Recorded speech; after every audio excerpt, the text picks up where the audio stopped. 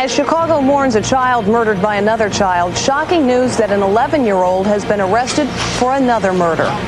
And with no U.S.-Cuba deal on immigration, the flood of refugees goes on. This is the CBS Evening News.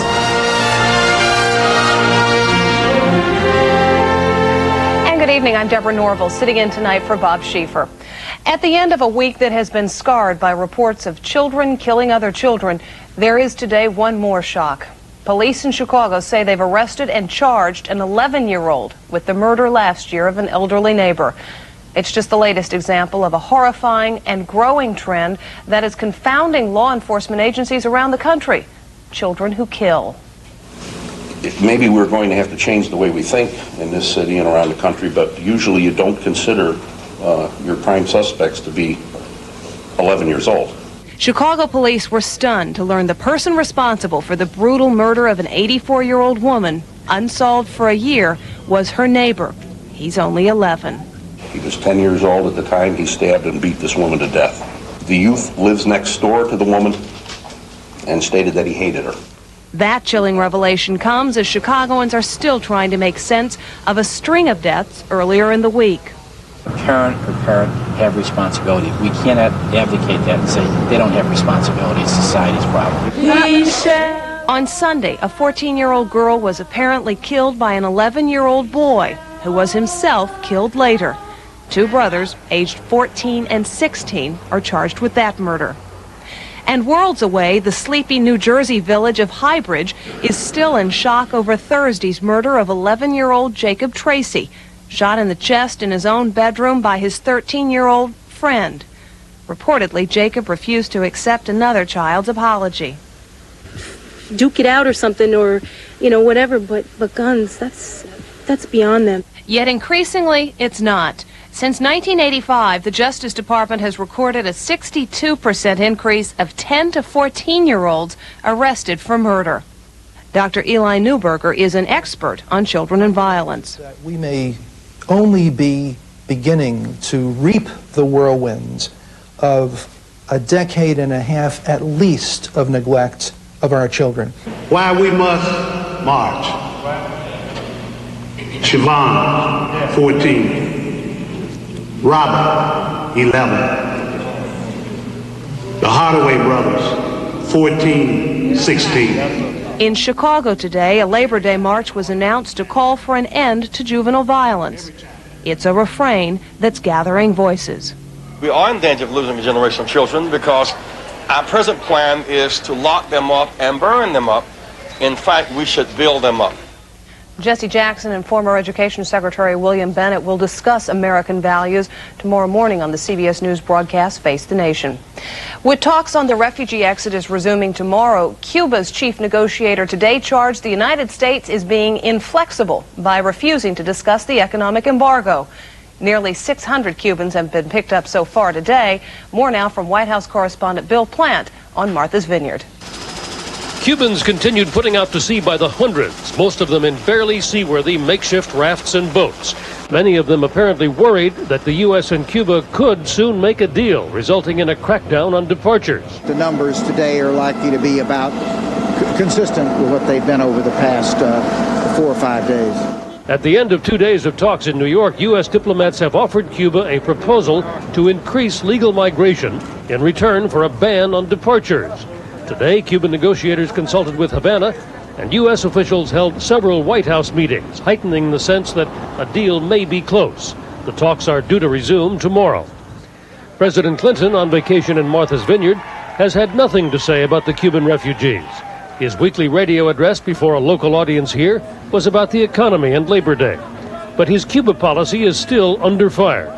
Critics say Mr. Clinton is reversing long-standing U.S. policy and asking a nation to crack down on people leaving. In the past, we've said that human rights meant that people could leave their country. We're asking Castro really to violate a general treaty assignment that we have.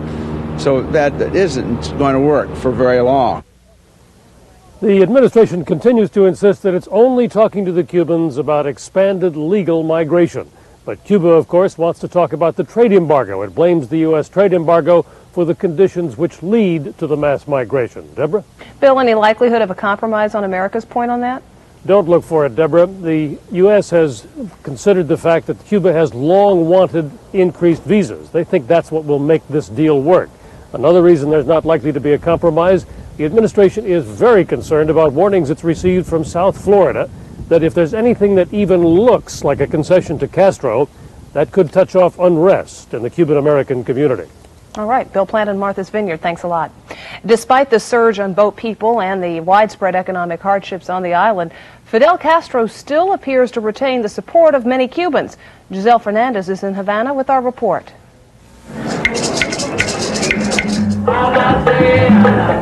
Saturday in Old Havana's Cathedral Square, a small example of President Castro's limited free market reforms. For the past year, the government, desperate for hard currency, has allowed vendors to deal in dollars and sell limited goods to a rising tourist market. But the U.S. says the island's repressive government hasn't gone far enough and is refusing to lift the 31-year trade ban unless Fidel Castro steps down or holds democratic elections. That's what Washington says the people here want. Dissent among the people is on the rise, especially among the poor who are hungry for food and for change. This man says he's against Castro's revolution but wouldn't speak on camera for fear of reprisal. He says he has 3 children to worry about. This woman would not comment when asked if Fidel had the support of the people. She says her silence is her answer. But not all here are against the government, especially older Cubans like this man, who's backed the revolution all his life. I still support Fidel Castro because I think it's one of the best governments Cuba has ever had. It's given us a lot of good things, he says, health care for the people. Fidel has built a better life for the peasants. Do you think que los niños de Cuba, that the children of Cuba tienen futuro, have a future here under the revolution? Yes, he says, a better future, because the government gives them an education and gives them everything they need. It's the U.S. embargo he blames for the problems here. Maria Elena Perez agrees. She says if the United States wants to really know how the Cuban people feel about Castro, they should lift the embargo and see whether people stay or go. Rebecca Laird Perez comes from a revolutionary family and believes if Castro were put to a vote here, he'd still win. There are people that know what our problems are and our difficulties. They still support Fidel. Opinions differ, but even loyalists joke that while the greatest achievements of Castro's revolution are health care, education, and sports, its failures are breakfast, lunch, and dinner. Giselle Fernandez, CBS News, Havana. And still to come on tonight's CBS Evening News, the White House and the Vatican confront each other over world population policy. And introducing Vanessa. Are the British really ready for a tell-all talk show? Hi, I'm Vanessa Feltz, and I think I need a cold shower. I'm too close to comfort today.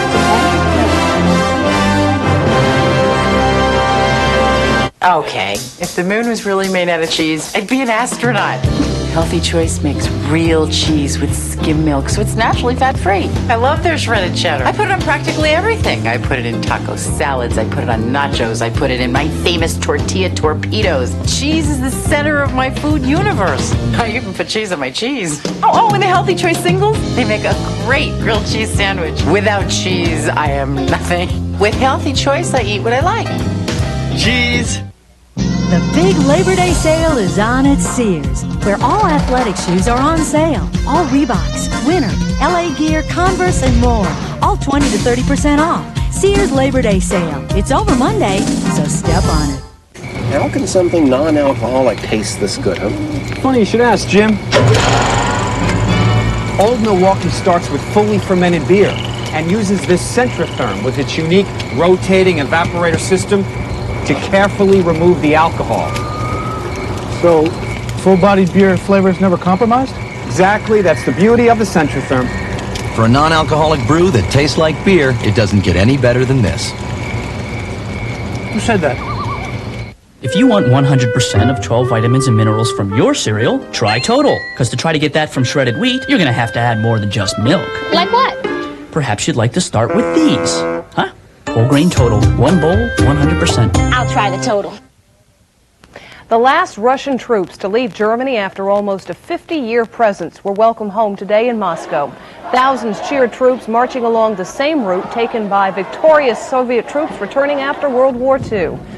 The homecoming was not the only symbolic event of the day in Moscow, as we hear now from Jonathan Sanders. Russia today moved to build new bridges to the east and to the west. At the Kremlin, President Yeltsin welcomed Chinese leader Jiang Zemin, formally ending decades of confrontation with China.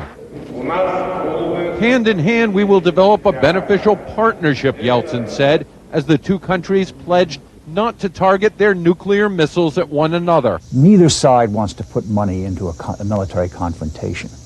They've got common economic interests, but with very clear limits, because both countries need Europe, Japan, and the United States more than they need each other. Trade is uniting these two giants in their rush to capitalism.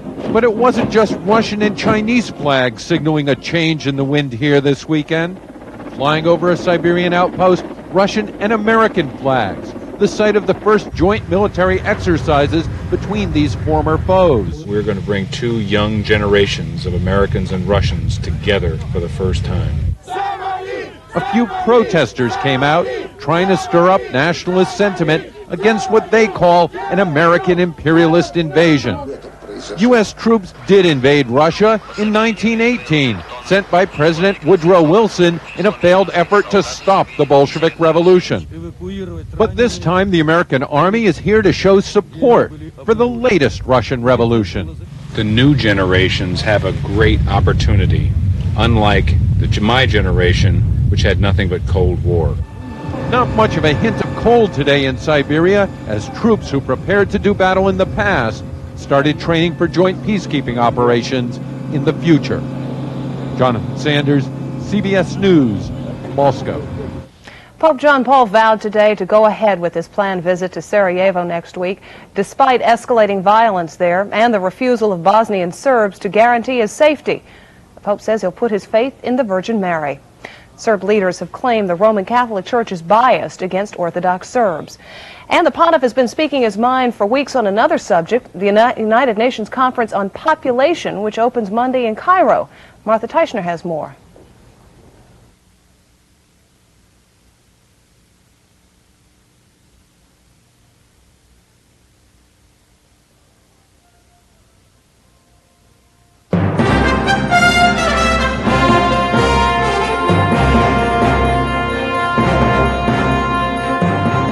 There must be something in this. This is not just like blown up corn. It doesn't look like it was stamped out. It looks natural. They're not flakes. They're just little small crunchy things. Grape nut cereal. What's in it for you? When it hits your mouth, you're so surprised. It's a good wake up, start the day kind of taste. It's not one that goes soggy in your mouth. They stay crunchy forever. It makes my body happy and it makes my mouth happy.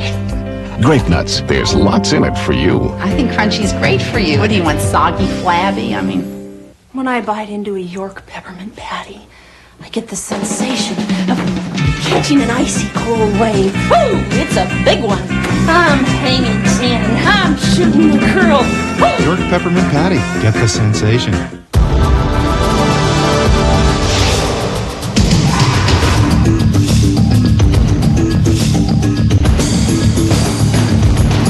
Coming soon. Listerine in its convenient plastic bottle. Holy... Are you really? When you win the Publishers Clearinghouse sweepstakes, Right there. wherever you are, we'll find you. Here, the prize patrol. You found me. Oh my gosh, no way. We've surprised winners all across the country. From Maine to California, even Alaska. We're the Prize Patrol from Publishers Clearinghouse, and we hope to find you next. I'm Charles Osgood. Just shy of being 100, this treasured lighthouse was saved from tumbling into the sea. We'll celebrate its salvation this Sunday morning. The Pope has not hesitated to share his opinion on one subject, the United Nations Conference on Population, which opens Monday in Cairo. Martha Teichner has our report. Security in effect for the UN Population Conference in Cairo is the kind used to prevent aircraft hijackings. But so far, the only hijacking taking place is of the agenda. UN Secretary General Boutros Boutros-Ghali arrived home in his native Egypt today to preside over the 7-day meeting, or perhaps to referee what has developed into a nasty fight between the Pope and the Clinton administration over abortion. The conference is supposed to address what the UN regards as a crisis. The world population of 5.7 billion today is expected to nearly double by the year 2050. We have to stabilize the world's population. That's the goal, not some kind of personal attacks and not some kind of headline grabbing. The Pope contends that the draft resolution to be debated in Cairo is an American-sponsored attempt to pressure the rest of the world into adopting abortion on demand. He's so angry, he's attacked Vice President Al Gore, leader of the U.S. delegation, by name, something the Vatican ordinarily just doesn't do. Let us take a false issue off the table. The United States has not sought, does not seek, and will not seek to establish any international right to an abortion. That is a red herring. But unless the resolution is rewritten, high-level Catholics have been hinting it could cost President Bill Clinton re-election support. Catholics tended to vote for him in 1992. There's some weakening and some shakiness, even though they remain the president's strongest bloc. And that's why there's reason for electoral concern. Talk of compromise language weakening but not removing the abortion provision won't satisfy the church. We cannot accept something that's going to allow a little abortion. The irony of the whole controversy is that no matter how it plays out in Cairo, no matter how much domestic political fallout results, what the conference decides is not binding on a single UN member state. Martha Teichner, CBS News at the UN. Summer vacation could be extended for thousands of school children in Washington, D.C. With classes scheduled to open Wednesday, nearly half of the city's schools still do not meet fire code standards. A judge will decide Monday whether the violations have been fixed. School problems come just with a week to go in a heated primary campaign in which a disgraced former mayor is driving hard for a comeback. Linda Tyra reports. Go to any Marion Barry campaign event and the talk is likely to be of resurrection and redemption. I wouldn't be standing here hadn't been for that God force that wouldn't let me stay down. Barry's spectacularly public fall 4 years ago when he was caught smoking crack in an FBI sting landed him in prison for 6 months. He now says he's clean. People in Washington understand the goodness of my recovery. And more importantly, I understand it. So do voters in the city council district Barry has represented since 1992. We got so many people that's out here selling drugs. If you can turn this man around, there's a possibility you might turn around the rest of the people. The latest polls show incumbent Sharon Pratt Kelly is trailing badly. John Ray running for mayor. How you doing? The race has become a dead heat between longtime city councilman John Ray and Marion Barry.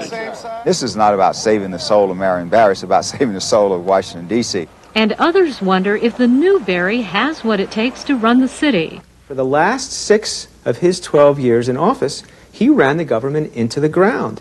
If Barry wins, one major factor will be his very effective drive to register thousands of new, younger black voters in poor neighborhoods like this one. And their turnout will be crucial because many middle and upper income blacks and whites are unlikely to vote for him. Washington would become a national laughingstock if a guy like Marion Barry got back in office. I think it would be criminal to elect a criminal. A double standard based on race, say Barry's supporters. I think people talk about the contrast between a Marion Barry and a Ted Kennedy. You know, Chappaquiddick versus Marion Barry. Oliver North versus Marion Barry. In a city that has seen many a political comeback, Barry's is phenomenal. And those who know him say he should never be underestimated. Linda Tyra, CBS News, Washington. A sentence of banishment to remote islands begins today for 2 Alaskan native teenagers convicted of robbing and beating a pizza delivery man in Seattle. Instead of sending them to prison, a judge has allowed them to face tribal justice in Alaska. The teens will be dropped off today on separate, uninhabited islands to begin their 12 to 18-month exile.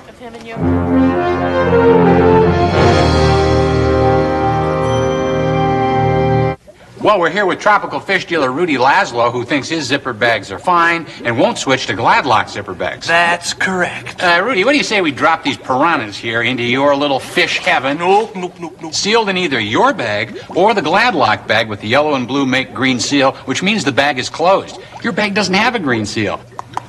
These are my little friends.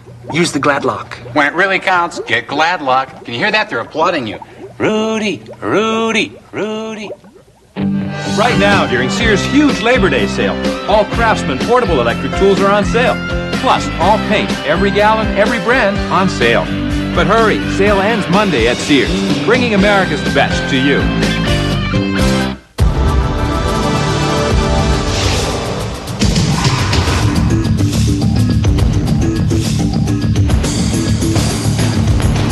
Coming soon, Listerine in its convenient plastic bottle. It's nighttime. You've got a headache and can't sleep. You would take a nighttime medicine, but you're worried. Why? This is aspirin-free and gently helps you to sleep. This is the only one that's treated nighttime headaches and sleeplessness over 200 million times. Aspirin-free Excedrin PM. The only one made by Excedrin, the headache medicine. This is the PM medicine for headaches from Excedrin. Aspirin-free Excedrin PM. Politics and Values, the view from the right and the left. From Jesse Jackson, who might run against President Clinton, to Bill Bennett, who's out of the running. Both face the nation Sunday. It may be wait till next year if the baseball strike isn't settled by Friday. Acting Commissioner Bud Selig is threatening to cancel the rest of the season if the players don't reach an agreement with owners by September 9th. Baseball strike is now in its 23rd day. Prosecution in the O.J. Simpson double murder case has moved to sequester potential jurors. Trial is scheduled to begin September 26th and is expected to last at least 6 months. Prosecutors say they want to insulate jurors from publicity. But as Jerry Bowen reports, it may not be that simple. The prosecution's move to sequester the jury in the O.J. Simpson trial may be directly related to what they found out from a recent mock jury, say observers. A focus group of 9 blacks and 8 whites convened secretly in a Phoenix hotel to gauge the impact of media reports and monitored in an adjacent room by prosecutor Marcia Clark. Consensus at the very end of the mock jury deal there was not guilty. And then there was the informal verdict on Deputy District Attorney Clark. A lot of people didn't have a lot of good things to say about her. She's up against a tough opponent, Robert Shapiro. Already confronting a popular defendant with an appealing attorney, independent jury consultants say prosecutors made a calculated move. The district attorney's office insists it was pure coincidence. But 3 days after the focus group, Marcia Clark had a new look. So when I first saw Marcia Clark a few weeks ago suddenly wear different clothes and look a little softer, there was kind of an internal, aha, their jury consultant is at work here. Howard Varinsky is a big proponent of focus groups. That would tell me that Varinsky used them to fashion defense strategy in the Jack Kevorkian assisted suicide case, for the so-called subway vigilante Barnard Getz, and for former Arizona Governor Evan Meekham's political corruption case. Each was acquitted, thanks largely to a defense style first tried out on focus groups. We worked the evidence into a presentation that they would believe with their help. I don't see it as manipulative. I see it as being a good lawyer. But media summaries about evidence may in fact make a focus group reach a different conclusion than what they would see in court. We found that in criminal cases, it's very hard to compress weeks of evidence and technical testimony into a 2 or 3 or 4 hour summary. The jury in the O.J. Simpson trial may be together for as long as 6 months, the ultimate and final focus group. Prosecutors want their decision shaped solely by what they see and hear in court, not by the latest headlines from the 6 o'clock news. Jerry Bowen, CBS News, Los Angeles. A memorial service was held today at Andrews Air Force Base for 5 drug enforcement agents who died in a plane crash in Peru last weekend. Attorney General Janet Reno eulogized the agents who'd been searching for a hidden airstrip when their plane went down on a remote jungle ridge.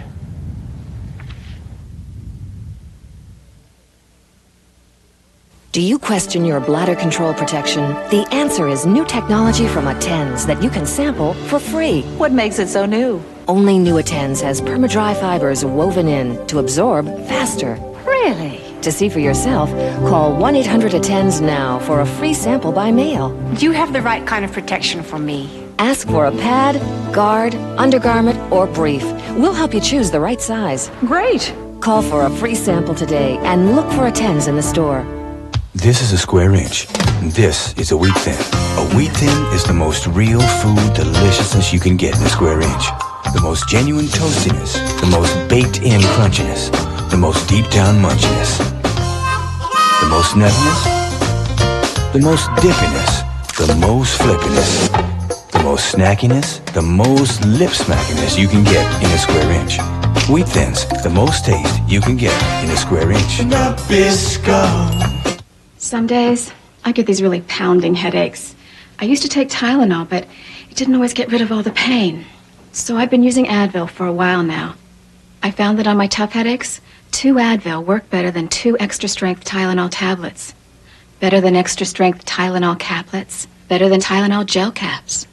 And you know, nothing's been proven to last longer than Advil. For my tough headaches, Advil just works better. Advil, advanced medicine for pain. Television viewers in Britain next week will finally get a chance to see an American-style talk show produced by and for the English.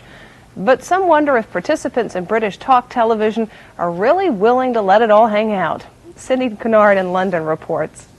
Eternal triangles, sharing your partner. In Britain, they are talking... No, I'm still a virgin. I'm happy to talk about that. And talking... 8 hours a day, making love in front of the camera. And talking about what this woman should be talking about. She's Vanessa Feltz, a blonde Jewish housewife being groomed as England's own Oprah Winfrey. She may be homegrown, but the show's American backers dispatched her to New York for a few talk show tips. When I first got to America, they said, okay, now we want you to come out from behind a curtain. But when I say come, I don't mean come, I mean burst, okay? You've got to burst out from behind a curtain. The audience has got to love you. The ratings for her pilot shows were spectacular. It was a thing that they said could never be done. But we've been able to do it, and a large part of that is Vanessa's own personality. So much for the casting of the leading lady, but what about those all-important extras? The audience. Can the ever-so-proper Brits get trash talk past their stiff upper lips? I've had guests on my sofa, and they're so retentive, if you know what I mean, that they get up from those sofas and the cushions are missing. You can't get them to open up. It's not in their nature. The American Oprah has been a smash here for 6 years, but she's imported an English spectator sport. Part of the reason we like to watch it is because we like watching Americans making fools of themselves. But will the Brits bare their souls? No, not me. I'll be sitting there going, oh no, not me. No. Still, Vanessa will take her radio show to the television airwaves, and at least for now, the British answer to Oprah has no plans to lose weight. I just think life is too short for salad. Sidney Kennard, CBS News, London. And that's the news. Tomorrow on Sunday Morning with Charles Osgood, the life and work of Paul Williams, the pioneering African-American architect who designed some of the most beautiful homes in Beverly Hills. I'm Deborah Norville, CBS News in New York. Thanks a lot for being with us this evening, and have a good night.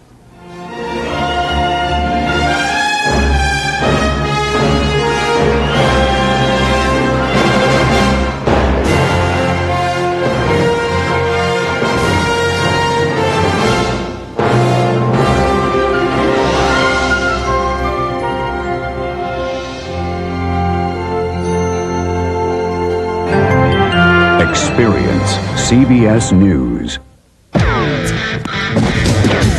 The world's toughest tennis. The U.S. Open, continuing tomorrow on CBS. This is CBS.